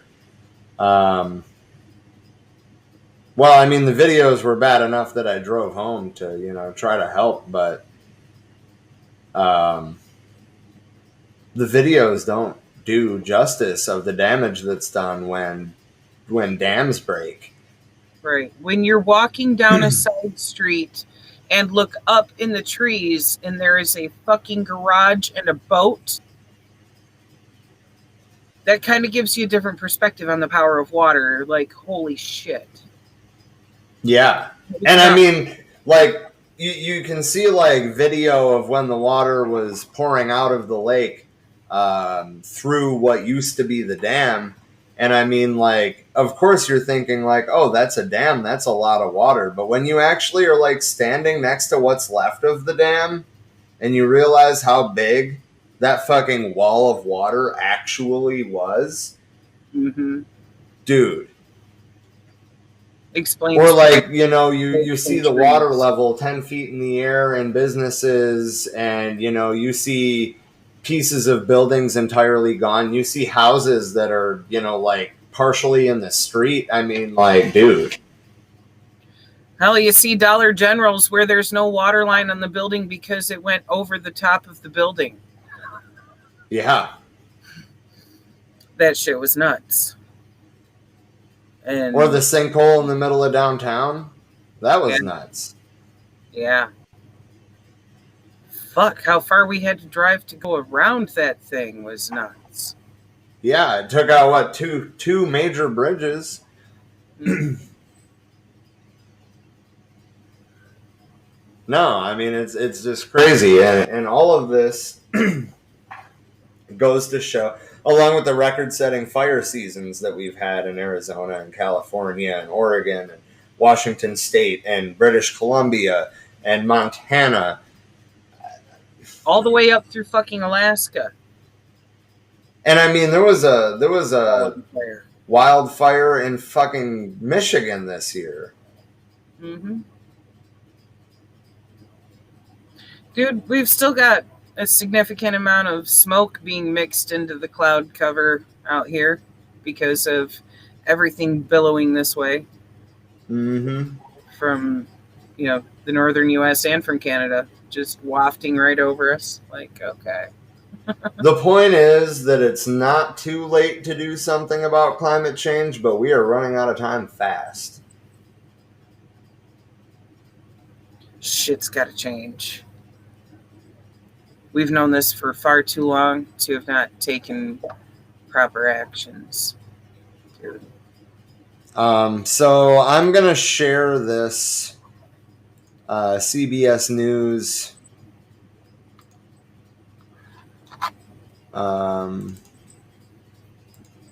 video here.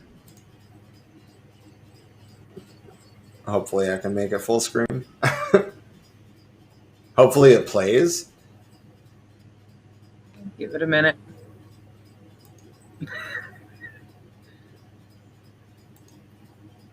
What is happening? I don't know, but we haven't lost connection in a little while, so glad for that.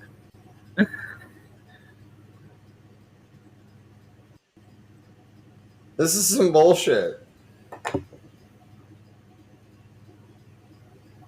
They're like, no, you can't play our fucking video. Yeah, we don't care. something. Actually, I'll put that screen share back because what I can do is show you pictures. Holy fuck. That's a lot of rubble. Mm-hmm. Oh, that's the only picture? I thought it was going to be pictures. The point is, though, this earthquake is tragic. I don't really know another word to use.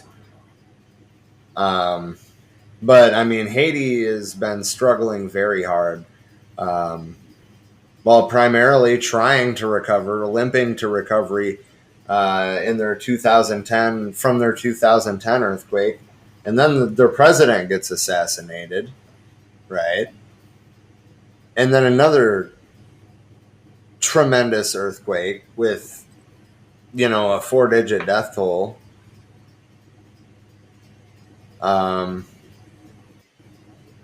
My thoughts go out to the people of Haiti. I cannot imagine the terror, I guess, that they've got to be feeling right now.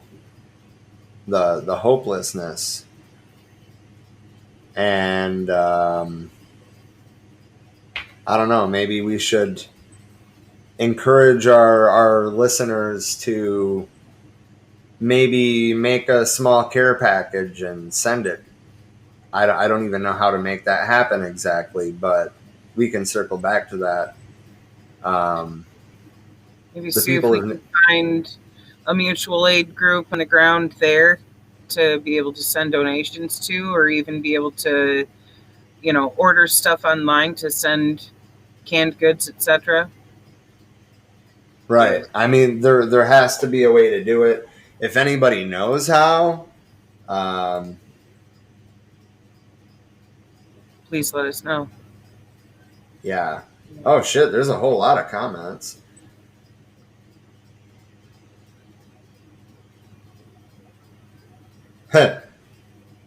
Natalie said that it looks better. I actually agree. I imagine this would look a lot better on a phone screen. Because when we were screen sharing before, then it would be, just a little box in the corner. The power of water is mind-bending, to say the least.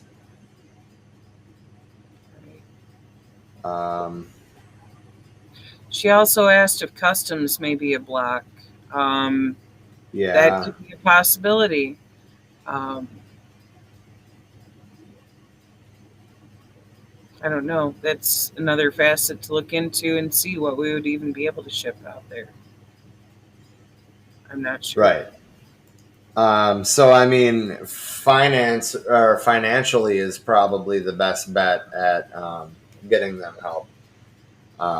But I don't know anything about Haiti. So I mean, the point is though that we should figure that out.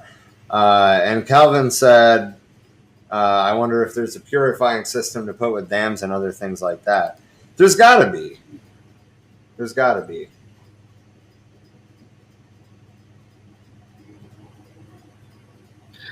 I do know there's quite a few universities that have had stuff in the works that they have been experimenting with as far as filtration systems for waterways like that. So who knows? Possibly. That's something a friend of mine was working on as a project when we were at U of M in Flint to try to help clean up the Flint River. Years before the shit even happened with the water source being switched to the Flint River, like early 2000s. So, I mean, this is stuff that should be in place by now, you would think, because that's going on 20 years ago. Ah. Having fun there? You are tiny. There you go.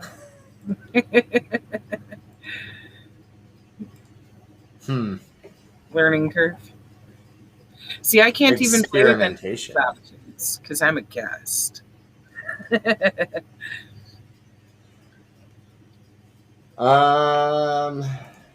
My settings were limited to shit to do with my mic and my camera. Lame. You can't even screen share? No, it's actually got a red line through the screen share. Well, yeah, that means it's off. Oh, then I guess I could. Heck yeah. Hey, learning curve, riding it like a roller coaster.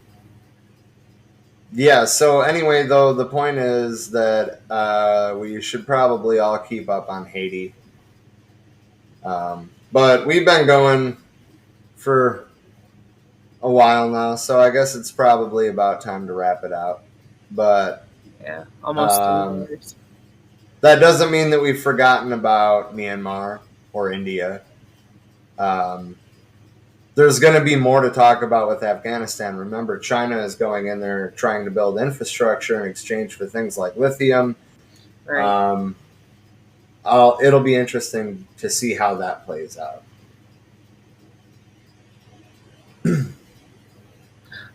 I hope they tell them we're not going to build this infrastructure if you're not going to recognize human rights of all and, act accordingly, ethically. Come the fuck on.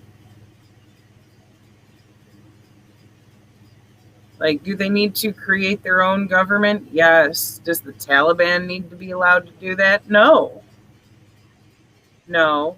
Calvin said that's better than trying to go to war, and I mean, I agree. Ultimately, I hope that the infrastructure does get built, but I also hope that something is done about the Taliban. I'm also hoping, as I stated earlier, that maybe the Taliban doesn't really have public support either. They just did when they were booting out the imperialists. For that one thing of like, okay, we can work together on this and then resolve our own issues later. Right. Because more than anything, all of the above wanted the United States the fuck out of there. Take your soldiers home. I agree, Calvin. We should have done that a long time ago. Yeah. Hell of a long time ago. Yep. We should have never been there. Ronald Reagan should have never fucking funded them and invited them to the White House and called them freedom fighters. There's that. That was before they were even called the Taliban. You got to look at part of their motivation too. And this also ties back to an interesting documentary. Look it up. I believe it's on Netflix. It's called The Family. The religious influence on politics. And at that point in time, our right-wing extremists, like Christo-fascists here, were really loving the right-wing extremist Islamofascists there. That facet is definitely there of, hey, you have the same type of perspective as we do. Let's, fund your takeover. That's something that definitely comes into play there. Sadly, a lot when it comes to the right-wing extremism. Yeah. That's where you tend to find the more extremist of the religious views instead of, normal shit, like people who are out there being Christ-like in their actions. Calvin said apparently Biden is sending them back. I have not heard that at all. I know that he made a speech, an 18-minute speech yesterday about how he was going to stand by his decision because he supported pulling out the troops when Obama was president. You were saying earlier that you were going to pull up a video. Oh, yeah. I don't know if I want to listen to Biden speak for 18 minutes, but we could at least... No. I'm going to try to find a fucking highlight thing. Okay. Yeah, thank you. I would log out before I would listen to 18 minutes of it. I just... 19 minutes and 45 seconds. Ooh, even worse. Oh, God. I was like, oh, that's a short one. I should watch that one. And it's fucking Fox News. Well, if it's just a video... Oh! He faced questions over Afghanistan today at Camp David. Let's see how this went. I haven't seen this yet. That could be more fun. Yeah, like live questioning. Right. What did I just... No. Yes. Of course, to the political fallout mounting, the White House was pressed today about reports that U.S. intelligence saying that this was a real possibility, asking, was it ignored? Stephanie Ramos now from the White House. 24 hours after saying the buck stops with him, President Biden is at Camp David, leaving his advisors to defend his handling of the unfolding crisis in Afghanistan. What is he taking ownership of? Not just the decision to leave Afghanistan, but is he taking responsibility for the chaos that happened during the evacuations and for any bloodshed that may be happening right now? Is he taking responsibility for that? He's taking responsibility for every decision the United States government took with respect to Afghanistan because, as he said, the buck stops with him. I am also taking responsibility, and so are my colleagues. At the same time, that doesn't change the fact that there are other parties here responsible as well. National Security Advisor Jake Sullivan says the president is monitoring developments and troop movements by the hour. The truth is, this did unfold more quickly than we had anticipated. But one U.S. intelligence official tells ABC News leaders were told by the military it would take no time at all for the Taliban to take everything. No one listened. Did the White House disregard that intelligence and push ahead? I'm not actually familiar with the intelligence assessment you're describing, but I also don't want to get into specific intelligence products. Watching this all unfold, families of fallen American soldiers. In Flint, Michigan, Terry Johnson trying to reassure fellow Gold Star parents. It would be very easy to go to a dark place and be angry and disappointed, but I can't allow myself to do that because then it would be allowing maybe the thought of the sacrifice not making a difference. President Biden is cutting his trip to Camp David short and is returning to the White House tonight. The administration will certainly face many more questions about the intelligence leading up to this withdrawal. David. All right, Stephanie Ramos live at the White House again tonight. Steph, thank you. And President Biden will sit down. So I thought it was going to be questions with Biden, not question with his, secretary or whatever. Right. Yeah.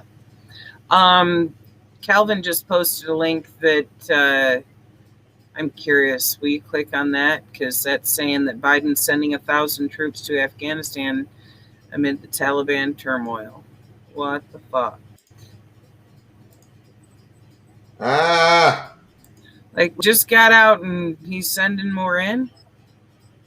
I can't click that link from the Restream chat. All I can do is that or reply. Okay, that sucks. I mean, 1,000 troops isn't going to do anything for Afghanistan at this point. Anyway. What But I'll have to look into that. What? I'm just befuddled. Like, what does Biden even think that's going to fucking help with? Dude. We didn't make it for the past 20 years. We're going to fucking go back in and fuck some more shit up. Natalie said there are some pretty extreme tweets supporting the extreme religious views of the Taliban coming from some of the right wing in the last few days. That does not surprise me. Me either. There's a reason why I fuck with those people and call them the Talibangelists. Or Al Qaeda. Just saying. They share a lot of same views. You know?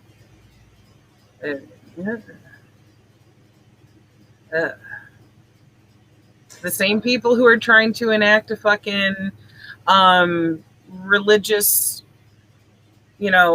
oversight anyways of government are those people trying to fucking, actually be supportive of the religious views of the Taliban. It's like, dude, no.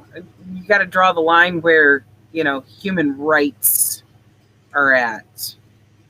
Anything that's outside of that can't possibly be good. Fuck your extremist views. Like, I don't get it. I don't get it. Religious government is the last fucking thing that we need. Mike Moore compared the January 6th people to the Taliban. They're more alike than not. Yeah. They really are. But that's a hard conversation to have with a lot of people. Yeah. They don't want to look in that fucking mirror and see the parallels between them and people who they proclaim to hate. In some of their cases, anyways. Others praise them like, yeah, they got shit right. Like, wait, what? Are you fucking high? It's fucking ridiculous. Anyway, though, I think it's probably about time to wrap this up, as I said like 15 minutes ago. But then we remembered that Biden talked about things. Or at least tried. Or had somebody else talk for him. Right. But, no, anyway, if they're smoking down with us, they might improve a little bit. Comment there. Yes, if you got them, smoke them. Absolutely. Hang out with other potheads. Hang out with hippies. Learn about ethics. Starts there.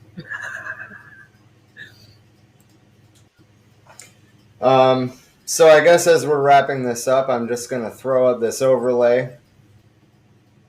Right? So we're on Facebook. That's where most of you were finding us. The page is called For We Are Many. We have a group, sorry, called the For We Are Many Education and Discussion Group. We are at For We Are Many 2 on Twitter, at For We Are Many Podcast on Instagram and TikTok, and For We Are Many Podcast on YouTube. We have a website, which is forwearemany.org. And if you want to contribute materially, you can go to our Patreon, which is patreon.com/forwearemany.